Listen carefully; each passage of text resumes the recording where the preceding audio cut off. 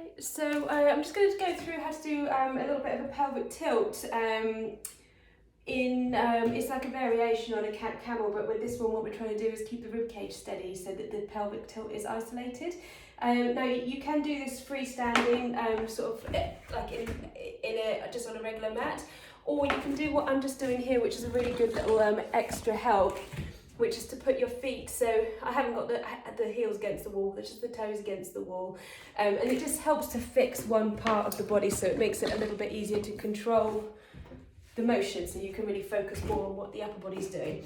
So just begin by finding a nice neutral position through your spine. So I'm going to just begin with the knee underneath my hip and the hands nice and wide. Make sure that you're not dropping too much through your shoulders. So it helps to imagine that you're slightly pulling your hands a little bit back towards your knees so that your shoulders stay away from your ears, but don't worry too much about that. Okay, that's a perfect way of doing it, but most important thing is that you're not kind of hanging too much through your shoulders. Then what you're going to do is you're going to think about this part here. So here's my rib cage.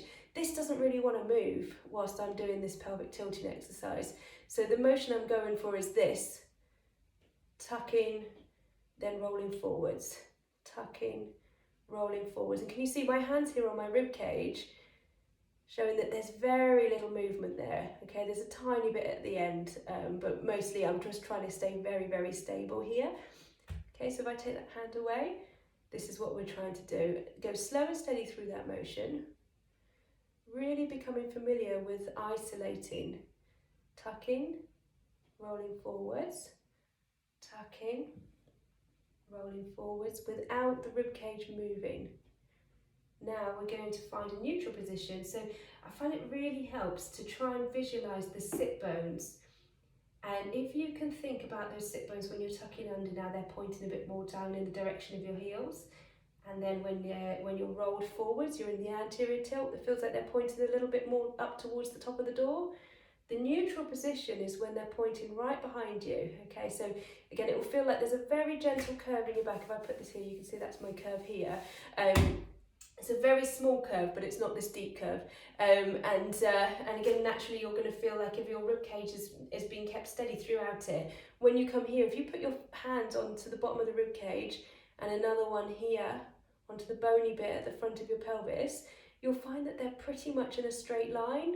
Again, that's your nice neutral position, and here it's very easy compared to being in a different position to breathe out and feel your tummy and pelvic floor naturally come in a little bit.